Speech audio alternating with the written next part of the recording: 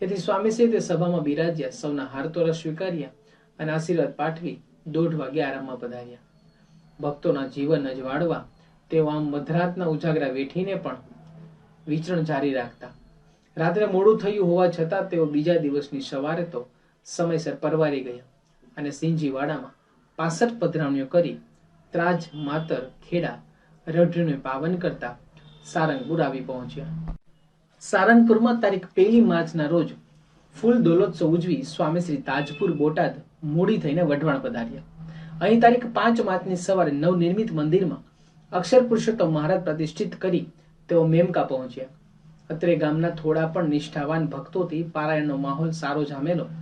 તેમાં આત્યંતિક કલ્યાણ માટે જરૂરી મુદ્દાઓને આચરણના જોરે અને અનુભવના બોલે સ્વામીશ્રીએ સમજાવ્યા ત્યારે શ્રોતાગણ મંત્ર મુગ્ધ થઈ ગયો. પૂર્ણાહુતિ ટાણે તો સ્થાનિક ઉપરાંત આસપાસના ગામોમાંથી 8,000 હરિભક્તો ભાવિકો લાભ લેવા દોડી આવેલા. તે વખતે ગામ ધુમાડો બંધ રાખીને આખા ગામને જમાડવામાં આવ્યું. સર્વત્ર જય જયકાર થઈ ગયો.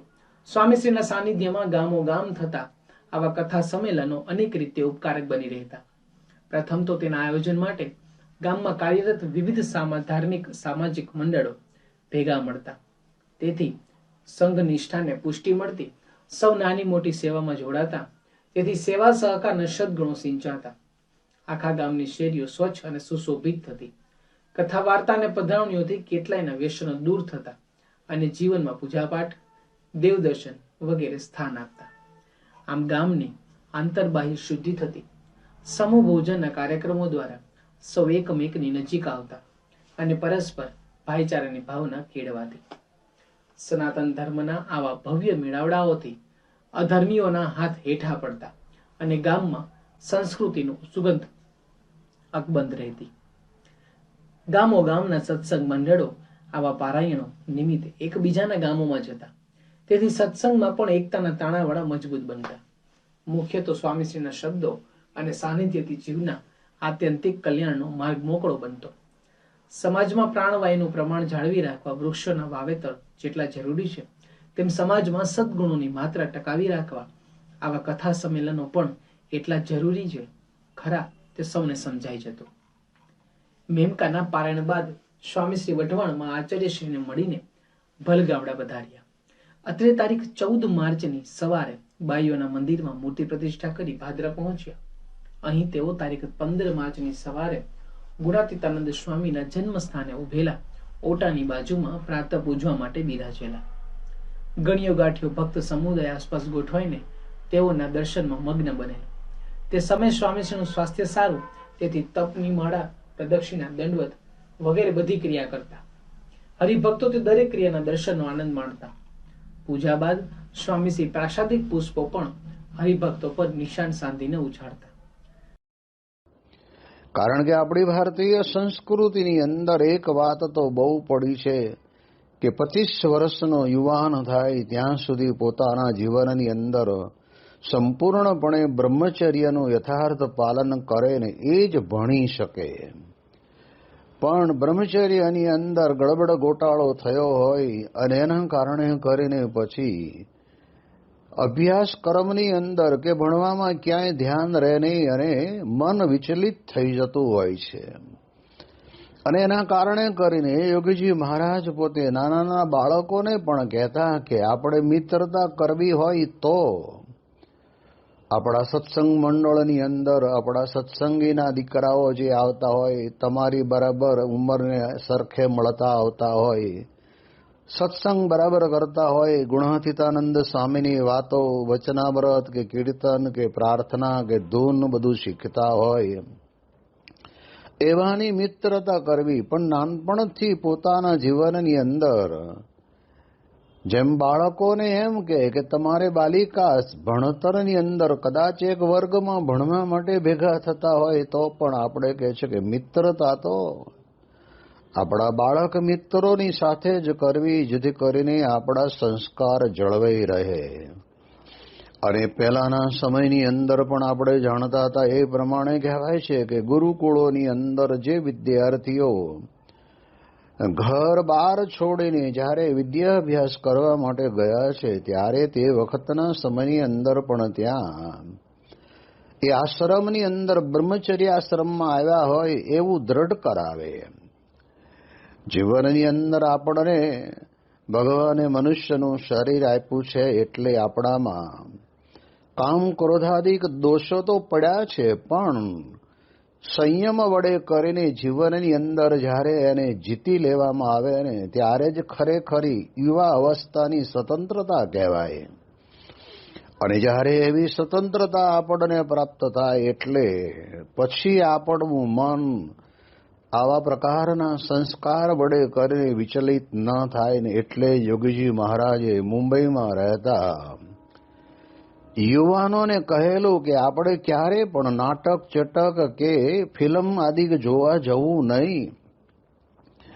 આ વાતને તો ભગવાન સ્વામિનારાયણે પણ ગરડા મધ્ય પ્રકરણના 38ના વચનામૃતની અંદર કહ્યું છે કે અમારો આશ્રય તેવો છે ભગવાનનો ભક્ત, એને કોઈ જગ્યાએ નાટક ચટક કે પછી બીજે ક્યાંય પ્રતીતિ આવે નહીં. અને એના કારણે કરીને યોગીજી મહારાજ પણ એ જ પરંપરાને સાચવી રાખવા માટે યુવાનોને આ પ્રમાણે કહે. હવે યુવાની એવી છે ને કે કંઈક જોઈ લેવું, કંઈક પામી લેવું, કંઈક સાંભળી લેવું, કંઈક અનુભવી લેવું.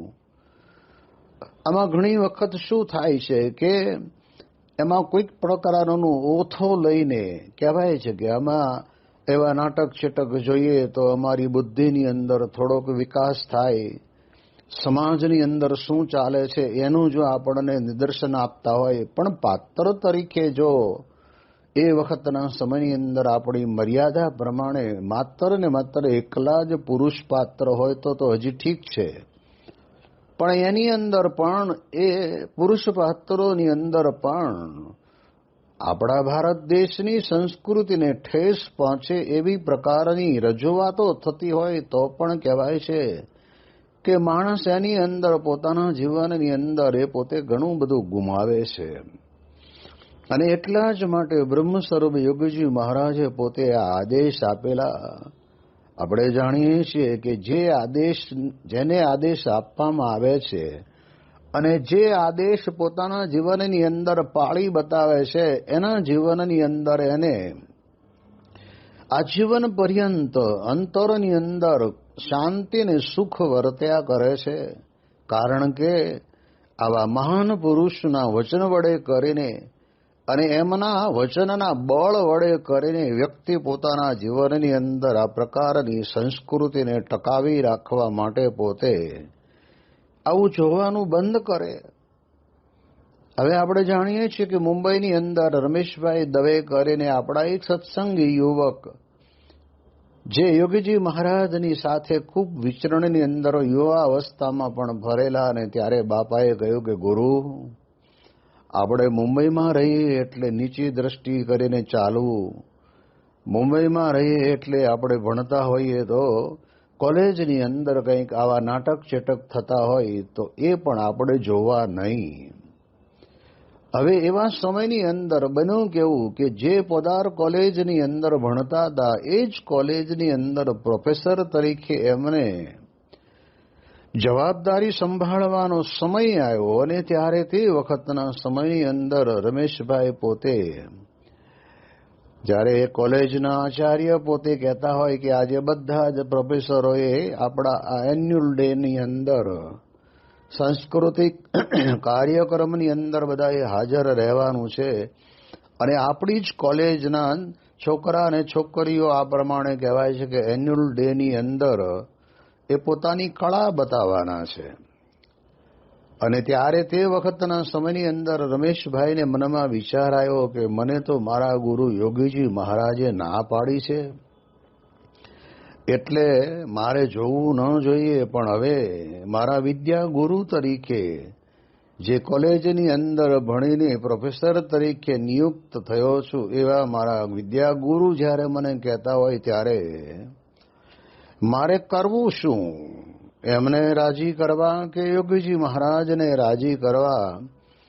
આમ સામાન્ય રીતે આવા સમયની અંદર ધર્મ સંકટ જેવું આવીને ઊભું રહેતું હોય છે. અને ત્યારે તે વખતના સમયની અંદર એમણે નક્કી કર્યું કે મારા ગુરુ યોગીજી મહારાજની પણ આજ્ઞા હું પાળીશ અને ગુરુ મારા આ આપોદાર કોલેજની અંદર રહેલા એમની પણ આજ્ઞા પાળીશ.